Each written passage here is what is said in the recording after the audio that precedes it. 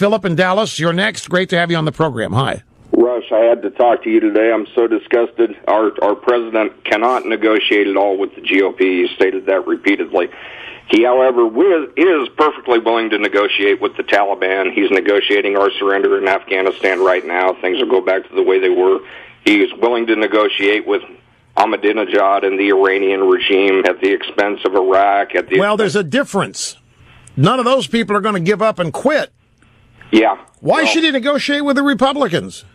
He's willing to negotiate with all of America's enemies at the expense of our nation and at the expense of our allies, but he will not negotiate with a co-equal branch of the government of the United States. I don't know why Republicans won't be out pounding this point home. Because it'll sound like they're whining. It'll sound like they're complaining. No. But the Taliban's not the enemy. The Republicans are the enemy. Conservatives are the enemy. Yeah, well, for all the lip service liberals give us about wanting to see little girls learn to read and all this, the Taliban is executing them for it. The Taliban is executing people for listening to music. Yep.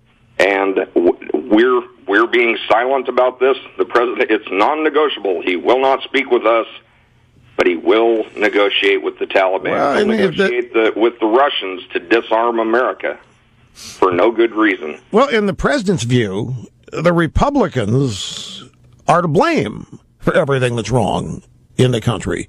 And why should he negotiate with them? All this tells you who Obama thinks his real enemies are. I mean, that's basically what you're saying. He would never accuse the Taliban of being hostage takers. He would never accuse Ahmadinejad of pointing a gun at the head of the American people, but he has no problem accusing Republicans of it. You're exactly right. And in so doing, he's opening himself up. I mean, he's really telling us who he is. Yeah, well, I think Republicans just ought to be quietly highlighting that extremism and that hypocrisy, pointing out to people he'll speak they're scared. America's ally or enemies. He won't even speak with a co-equal branch of government. He won't negotiate with his own fellow Americans. Right. This is how extreme the man is. You're not wrong. You're exactly right about it. I appreciate the call. Thanks much. Back